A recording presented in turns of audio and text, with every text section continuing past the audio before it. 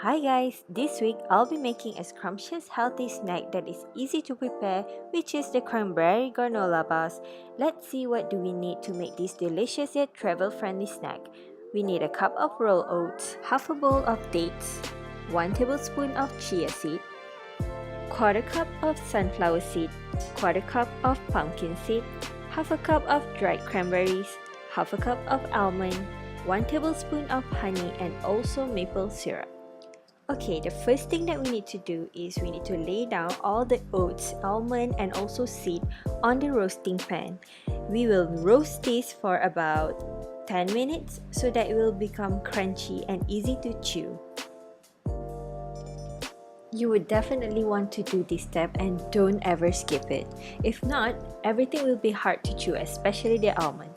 Once you lay down everything, put it in the oven for 10 minutes or 180 degrees. Okay, next we need to remove all the seeds from the dates.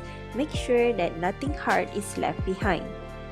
We are going to mash up all the dates in a food processor, or you can do it like me. I use my hand to mash it up. This date is going to act like a glue that is going to hold and bind all the dry ingredients together. If it's too dry, you can add a bit of water to soften it. Okay, our roasted ingredient in the oven is ready. Look at it, it's so beautiful and brown. Take out all the almonds and lightly chop it. Once it is roasted, it is easier for you to chop it off. Put it all in a mixture bowl. Now, shift everything that's on the roasting pan into the mixture bowl.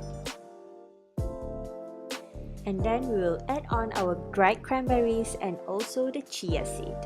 Did you know that chia seed is a good source of omega-3 and antioxidant? Yes, it is. So mix, mix, mix. Okay, now you can put in the dates into the dry ingredient and it will make it stick with the help of a little bit of honey and also maple syrup, but not too much because it's going to be very sweet. Now that everything is in the mixture bowl, you can mix it up with a spatula or even use your hand. Now lay down a non-stick baking sheet on a pan and transfer all the mixture into the pan. You will need to press it down and pack it up. Make sure that it's very dense and shape it into a square. Once it is done, we are going to put it in the fridge for 1 to 2 hours. And 2 hours later, look at it, it's so beautiful! Now we're on to the last step, which is to cut it into the shape that you want. I will normally get around 8 to 10 bars out of this whole recipe. This bar is perfect for breakfast or even snack time. You can make it last up to a week when it's kept in the fridge.